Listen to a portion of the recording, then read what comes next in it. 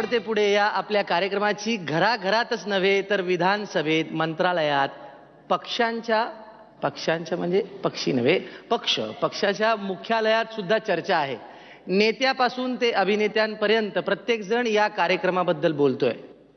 काही दिग्गज नेत्यांच्या प्रतिक्रिया घेऊन येत आहेत. महाराष्ट्राचे पहिले हास्य सम्राट ठरलेले प्राध्यापक दीपक देशपांडे, जोरदार टाळ्यांनी स्वागत करूया. मराठी पाऊल पडते पुढे या कार्यक्रमाचा महाअंतिम सोहळा या ठिकाणी सुरू आहे.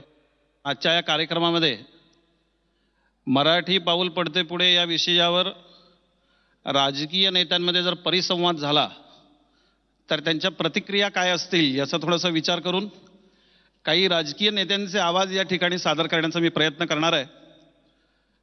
मी सोलापूरचा असल्यामुळं सुरुवातीला केंद्रीय ऊर्जा मंत्री सुशील कुमारजी शिंदे यांना जर विचारलं की मराठी पाऊल पडते पुढे याबद्दल तुम्हाला काय म्हणायचं आहे, आदरणीय सुशील कुमारजी शिंदे साहेब.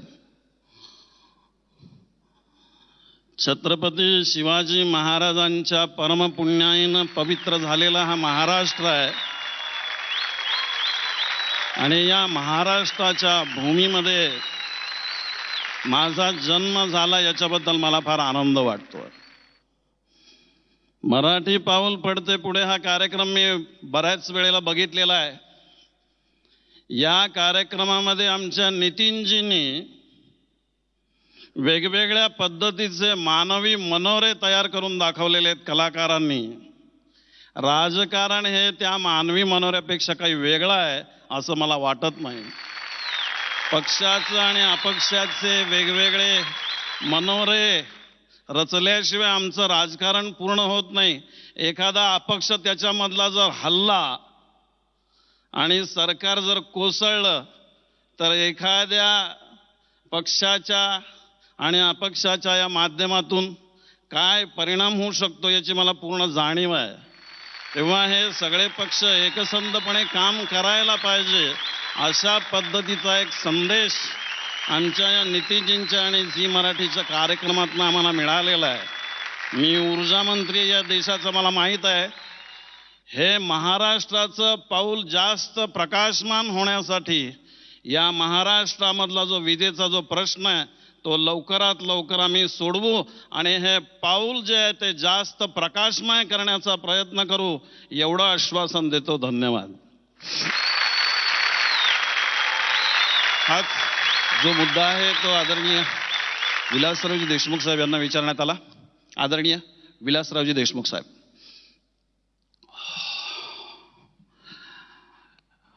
हा महाराष्ट्र आहे आणि आपण महाराष्ट्रात आहोत. महाराष्ट्राचं जे पाऊल आहे ते पुढं पडत आहे आणि ते पुढंच पडायला पाहिजे अशी माझी इच्छा आहे. महाराष्ट्राचं पाऊल पुढं पडत असताना मराठवाड्याचं पाऊल जास्त पुढं पडावं याचाही थोडासा विचार या ठिकाणी व्हायला पाहिजे असं मला वाटतं. कारण लातूरचं पाऊल आमच्या मराठवाड्याचं पाऊल जेवढं पुढं पडेल तेवढाच त्याचा महाराष्ट्राला जास्त फायदा होणार आहे. पण एक गोष्ट याच्यामध्ये अशी आहे, हे पाऊल पुढं पडत असताना दिल्लीकडे थोडं लक्ष ठेवायला पाहिजे.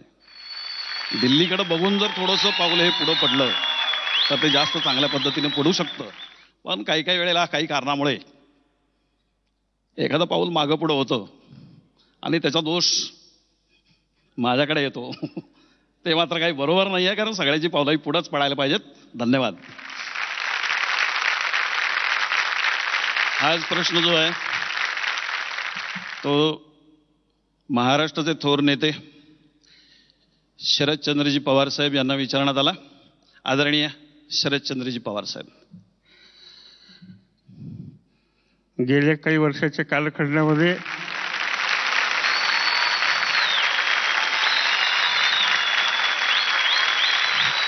कृषी क्षेत्राच्या संबंधामध्ये जे काही निर्णय घेतले गेले, ज्या काही योजना शेतकऱ्यांसाठी आणल्या गेल्या, त्यातून हे पाऊल माझ्या अंदाजानं पुढंच पडलेलं आहे. शेतकऱ्याच्या संदर्भामध्ये आम्ही नवीन योजना आणतो त्या खालच्या थरापर्यंत शेतकऱ्यापर्यंत पोहोचवताना त्याच्यामध्ये काही त्रुटी होतात आणि त्रुटी झाल्यानंतर काही शिंतोडे उडवण्याचे प्रयत्न होतात, पण त्याच्याकडे लक्ष देण्याचं काही कारण नाही असं मला वाटतं. विशिष्ट अशा पद्धतीनं विचार करून पुढे जाणारे आम्ही लोक आहे. आम्हाला फक्त शेतकऱ्याचं हित बघायचं आहे. बाकी त्याच्याविषयी काय उलटं सुलटं छापून येतं याच्याविषयी मला काही संबंध नाही आहे. महाराष्ट्रामध्ये काम करत असताना किंवा दिल्लीमध्ये काम करत असताना महाराष्ट्रातल्या जनतेने एक लक्षात ठेवावं की घड्याळ जे आहे ते हातामध्ये बांधलेलं आहे.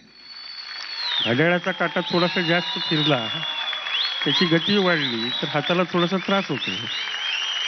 आणि घड्याळाचा जो पट्टा आहे तो पट्टा जर आवळला तरी सुद्धा हाताला त्रास होतो.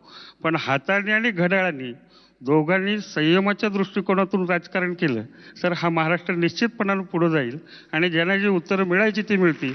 एवढंच या ठिकाणी सांगतो. धन्यवाद.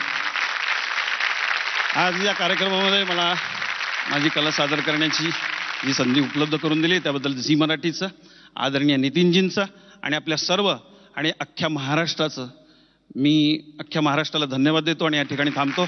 जय हिंद, जय महाराष्ट्र.